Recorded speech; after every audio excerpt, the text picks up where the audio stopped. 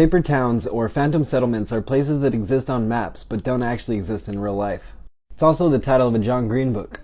Sometimes paper towns are a simple mistake, but most of the time, cartographers put them on their maps on purpose in order to catch people plagiarizing their shit.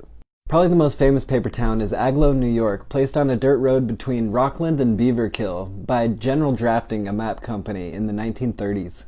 But then in the 50s, someone put a general store in that exact spot and called the Aglow General Store, presumably because they had a map of the place and wanted to be accurate. Some years later, General Drafting found Aglow on a random McNally map and took him to court.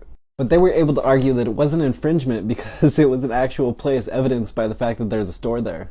Eventually, the store went out of business, though. So little Aglioklio turned from a fake town to a real town, but then back to a fake town.